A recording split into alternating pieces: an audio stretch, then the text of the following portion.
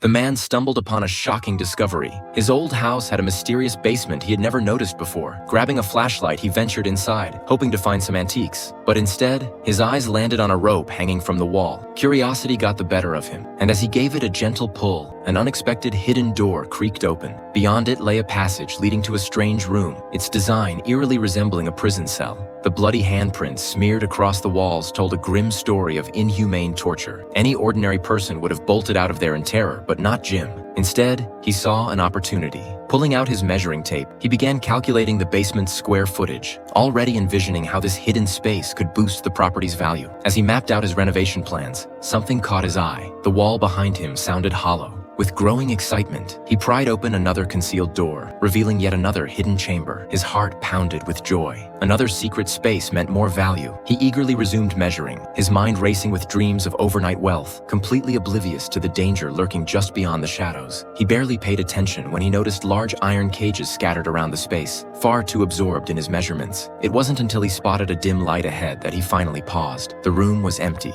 No signs of life, just an old television flickering in the darkness. The screen played an instructional video on human breastfeeding. Jim found himself strangely captivated, but before he could process what he was seeing, something yanked his measuring tape into the shadows. Panic shot through him. He fumbled for his knife, but his trembling hands betrayed him, and it clattered to the floor. As if on cue, his flashlight flickered, its battery dying at the worst possible moment. Through the dim glow, Jim caught a horrifying sight, a humanoid creature rushing toward him. Stumbling backward in fear, he lost his footing and tumbled into a pit below. When he regained his senses, he realized he wasn't alone. A woman named Anna was trapped there with him. "Whatever you do," she whispered urgently, "don't show fear in front of it." Jim barely had time to respond before a baby bottle descended from above, slowly extended by an unseen force. The gesture was clear. It wanted him to drink. Anna frantically urged him to comply, but Jim hesitated, utterly bewildered. His inaction cost him his first chance. When it was Anna's turn, she wasted no time. Without hesitation, she grabbed the bottle and drank. The creature then turned back to Jim, offering him another opportunity. But as he eyed the bottle, he noticed something disgusting. Stray hairs stuck to the nipple. His gut twisted in revulsion, and once again, he refused. Silence fell. Then the bottle was slowly retracted. Jim had just lost his final chance. The creature dropped into the pit with terrifying speed.